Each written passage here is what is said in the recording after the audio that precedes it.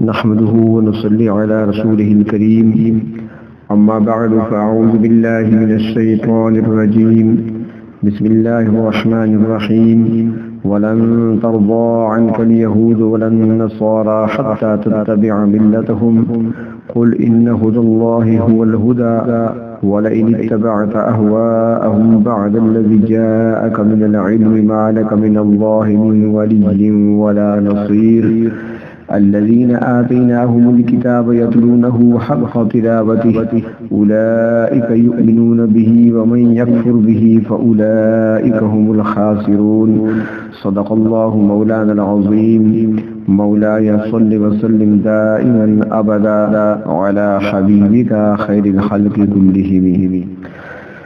آج درس نمبر 88 ہے اور سورۃ البقرہ کی آیت نمبر 120-121. ارشاد فرمایا وَلَن تَرْضَىٰ عَنْكَ الْيَهُودُ وَلَا النَّصَارَىٰ ہرگز راضی نہ ہوں گے آپ سے یہودی اور عیسائی حَتَّىٰ تَتَّبِعَ مِلَّتَهُمْ یہاں تک کہ آپ ان کے دین کی اتباع کریں. قُلْ إِنَّ هُدَى اللَّهِ هُوَ الْهُدَىٰ آپ فرما دیجئے کہ بے شک ہدایت وہی ہے جو اللہ کی طرف سے عطا کردہ ہدایت ہے.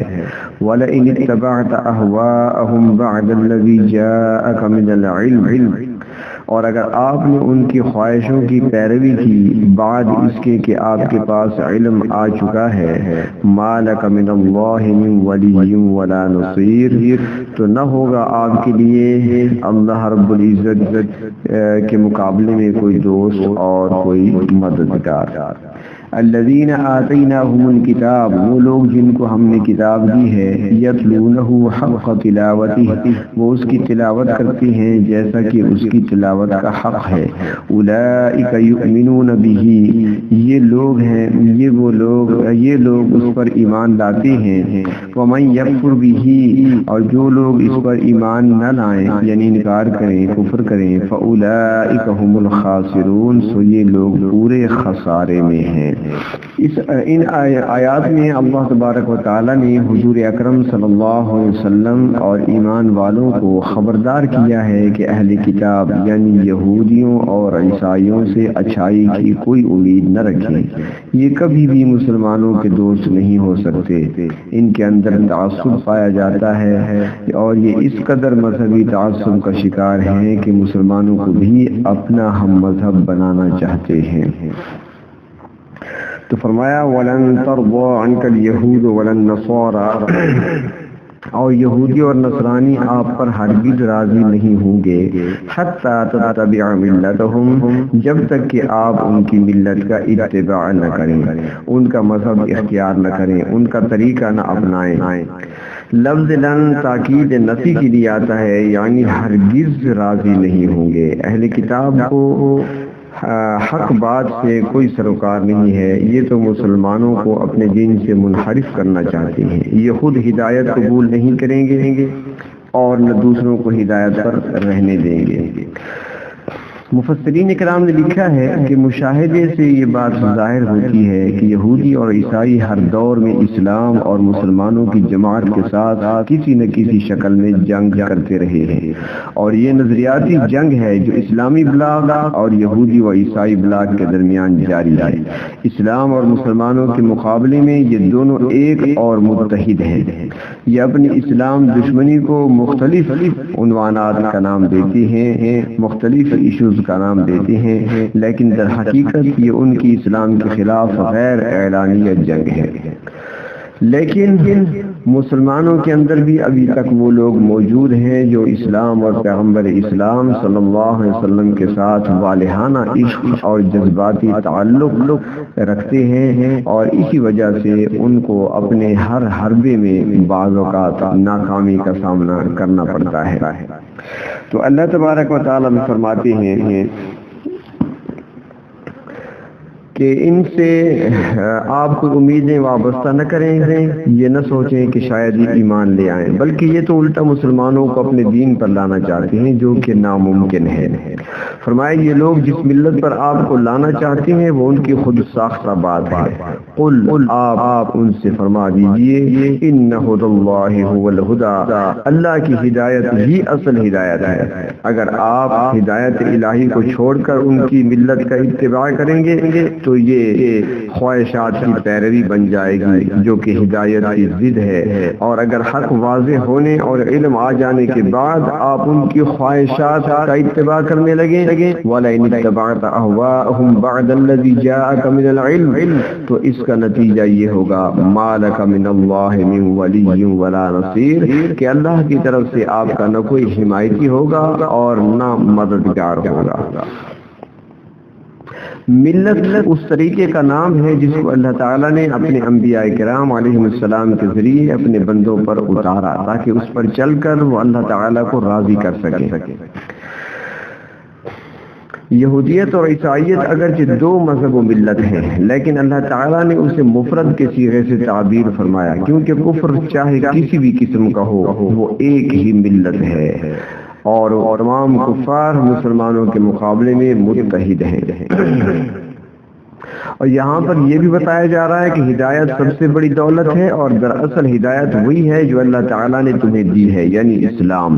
تمہارے پاس ہدایت والی کتاب بھی آ چکی ہے، اس کے باوجود بھی جو ان کو خوش کرنے کے لیے ان کی خواہشات پر چلے گا اس کی سخت پکڑ ہوگی.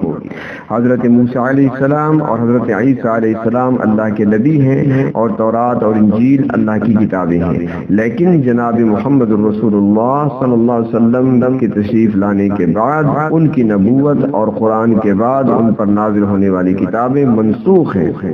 ان پر عمل کرنا اب ہدایت نہیں بلکہ اپنی خواہش کی پیروی کرنا ہے، اس لیے جائز نہیں. ہدایت صرف اور صرف قرآن اور پیغمبر آخر الزمان صلی اللہ علیہ وسلم کی تعلیمات میں منحصر ہے. اس سے ہٹ کر گمراہی ہی گمراہی ہے. تو اللہ تبارک و تعالیٰ بھی یہ ارشاد فرماتے ہیں کہ اگر علم آ جانے کے بعد بھی ان کی طرف تم جھک گئے اور خواہشات کی پیروی کرنے لگے تو پھر اللہ کی طرف سے نہ کوئی حمایتی ہوگا اور نہ کوئی مددگار ہوگا. یعنی کہ پھر اللہ تبارک و تعالیٰ کی کوئی گرفت بھی آ سکتی ہے. تو یہ بات اگرچہ قطعاً ناممکن ہے کہ کوئی نبی حق کو ترک کر دے، تاہم قانون کے طور پر اللہ تعالیٰ نے یہ بات واضح کر دی. اصل ہدایت اللہ تعالیٰ کی ہدایت ہے، اسی کی پیروی کرنی چاہیے اور کسی دوسری چیز کے پیچھے نہیں چلنا چاہیے. اور یہ قاعدہ سب کے لیے ہے اور اس سے کوئی بھی بری ذمہ نہیں. اور اس لیے مخاطب تو جناب رسول اللہ صلی اللہ علیہ وسلم کو فرمایا لیکن تعلیم امت کے لیے ہے. امت کو سمجھایا جا رہا ہے کہ بھئی اگر وہ ان دشمنوں کی خواہشات پر عمل کریں گے جو ان کے پاس حق آ چکا ہے اس پر عمل نہیں کریں گے تو اللہ رب العزت کی گرفت سے ان کو کوئی نہیں بچا سکے گا. اور یہاں پر ایک اصولی بات یہ بھی بیان کر دی گئی ہے کہ جب کسی قوم کی برائی بیان کی جاتی ہے تو اس کا مطلب یہ نہیں ہوتا کہ اس قوم کے 100% لوگ ایسے ہی ہیں، بلکہ مطلب یہ ہوتا ہے کہ ان کی اکثریت ان صفات کی حامل ہے. ان میں بعض اچھے بھی ہو سکتے ہیں. تو یہاں پر یہی بات بتائی جا رہی ہے کہ اگر اہل کتاب کی اکثریت ایسی ہے جو گمراہی میں پڑی ہوئی ہے، جن کے اندر ضد اور ہر دھرمی پائی جاتی ہے اور وہ اسی پر ڈٹی ہوئی ہے، لیکن ان میں سے بعض لوگ ایسے بھی ہیں کہ جو عمل کرنے والے ہیں الذین آتیناہم الکتاب، جنہیں ہم نے کتاب عطا کی ہے، یتلونہ حق تلاوتی، جو اس کی تلاوت کرتے ہیں جیسا کہ تلاوت کرنے کا حق ہے. اولئک یؤمنون بہ، یہی لوگ ہیں جو حقیقت میں تورات اور انجیل پر ایمان رکھتے ہیں.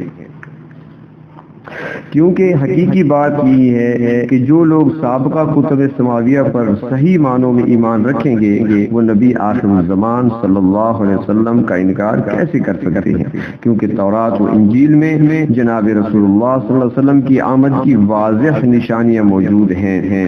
اور جو حضور اکرم صلی اللہ علیہ وسلم پر ایمان لائے گا تو وہ قرآن کریم پر بھی ایمان لائے گا.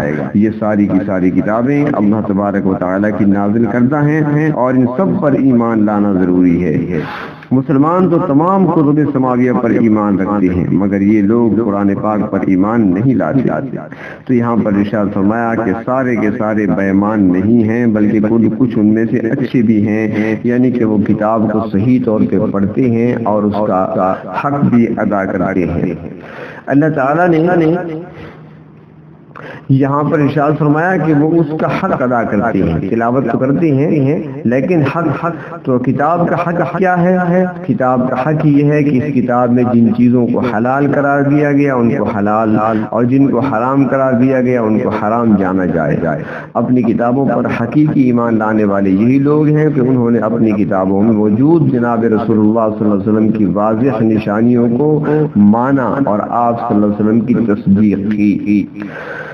مفسرین کرام فرماتے ہیں اور بلکہ حضرت عبداللہ بن السلام اور ان کے رفقاء اور نیز شاہ حبشہ یعنی شاہ نجاشی اور ان کے رفقاء کو مفسرین کرام فرماتے ہیں کہ اس آیت کا مصداق وہی لوگ ہیں۔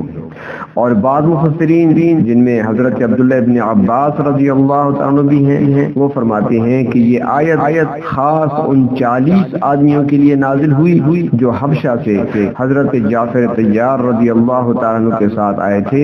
ان میں 30 حبشی تھے اور 8 شامی تھے اور ان میں بحیرہ راہب بھی شامل تھا۔ وہ آئے تھے تو ان کے بارے میں یہ آیت نازل فرمائی کہ ان کے اندر برائیاں ضرور ہیں، خرابیاں ضرور ہیں، لیکن کچھ لوگ ایسے بھی ہیں جو کتاب کو اب بھی پڑھتے ہیں اور اس کا حق ادا کرتے ہیں، اس پر عمل کرتے ہیں۔ انہوں نے اللہ کے نبی صلی اللہ علیہ وسلم کی نشانیوں کو اپنی کتابوں میں دیکھا، انہیں پڑھا اور پڑھنے کے بعد عمل بھی کیا کہ وہ آئے اور انہوں نے اسلام کو قبول کر لیا۔ اور دوسرے وہ ہیں جو اس کو نہیں مانتے۔ تو فرمایا کہ جو شخص زبانی تلاوت تو کرے مگر اس کے احکام کی پرواہ نہ کرے یا اس کے احکام کو توڑ موڑ کر پیش کرے یا اس کی غلط تعویل کرے تو جیسے اہل کتاب کرتے تھے تو ایسے شخص نے تلاوت کا حق ادا نہیں کیا۔ قرآن کریم کی تلاوت میں بھی یہ اصول کا فرما ہے۔ حدیث شریف میں آتا ہے جناب نبی کریم صلی اللہ علیہ وسلم نے ارشاد فرمایا کہ حق کی تلاوت یہ ہے کہ کتاب کی حلال کردہ چیز کو حلال سمجھو اور حرام کردہ چیز کو حرام سمجھو۔ ایک دوسری حدیث شریف میں ارشاد فرمایا ترمذی شریف میں آتا ہے کہ اس شخص کا کوئی ایمان نہیں جس نے قرآن پاک کی حرام کردہ چیز کو حلال سمجھ لیا۔ لہذا لازم ہے کہ اللہ تعالیٰ کے حلال و حرام کی پوری پاسداری کی جائے۔ یہودیوں کی طرح اس کے الفاظ اور کلمات میں تحریف نہ کی جائے۔ کتاب الہی کے محکم اور متشابہات تمام آیات پر ایمان ہونا چاہیے اور ان پر یقین ہونا چاہیے اور عمل کرنا چاہیے۔ یہ حق کی تلاوت ہے۔ ایمان لانے کے بعد احکام کا اتباع بھی ضروری ہے۔ اگر عمل نہیں کرتا تو اس نے حق کی تلاوت ادا نہیں کیا۔ فرمایا وَمَن يَكْفُرْ بِهِ، اور جو کوئی اللہ تعالیٰ کی کتاب کے ساتھ کفر کرے گا یعنی اس کی تلاوت کا حق ادا نہیں کرے گا، اس کے احکام کو چھپائے گا، اس کی غلط تعویلیں کرے گا، فرمایا فَأُولَئِكَ هُمُ الْخَاسِرُونَ، پس یہی لوگ نقصان اٹھانے والے ہیں۔ اس دنیا میں تو شاید سزا سے بچ جائیں گے مگر ان کا انجام کار بہت برا ہوگا اور آخرت میں یہ لازماً خسارہ پانے والوں میں سے ہوں گے۔ اس وقت انہیں معلوم ہوگا کہ انہوں نے احکام میں تحریف کر کے اور کتمان حد کے ذریعہ کتنا نقصان دہ سودا کیا تھا۔ تو بنی اسرائیل کی بہت ساری بیماریوں کو یہاں پر بیان کیا اور ان کے عناد اور ضد کو بھی بیان کیا کہ اور بتا دیا کہ ان میں سے بہت کم لوگ ایمان لائے کیونکہ یہ سازشی لوگ ہیں۔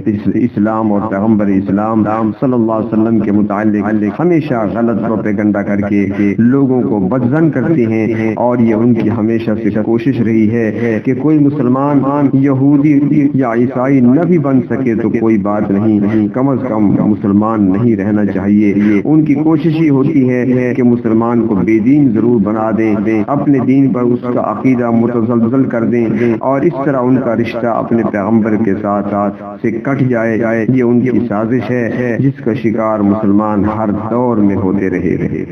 اللہ تبارک و تعالیٰ نے تقریباً 40 بنی اسرائیل کی 40 برائیوں کی نشاندہی کی یہاں تک، اور 40 بیماریوں 40 برائیوں کی نشاندہی کے بعد انہیں آخر میں ناصحانہ انداز میں کچھ اور انعامات یاد دلائے، اور ان انعامات میں سے 3 بڑے بڑے انعامات کا تذکرہ کیا،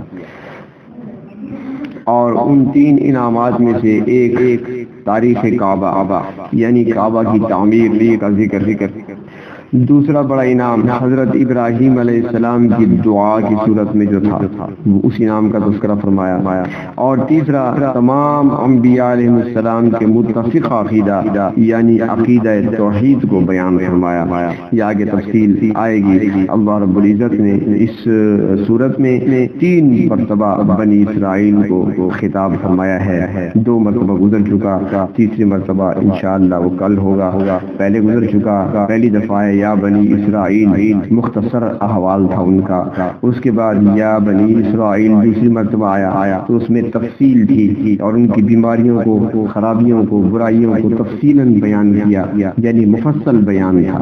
تو اب تیسری بار جب ہو رہا ہے خطاب ان کو یا بنی اسرائیل، تو یہاں پر مدلل بیان ہے، یعنی یہاں پر ان کو دلائل کے ذریعے سے بات سمجھانے کی کوشش کی گئی ہے۔ اللہ تبارک و تعالی قرآن مقدس کو سمجھنے اور سمجھنے کے بعد اس پر عمل کرنے کی توفیق عطا فرمائے۔ وآخر دعوانا ان الحمد للہ رب العالمین۔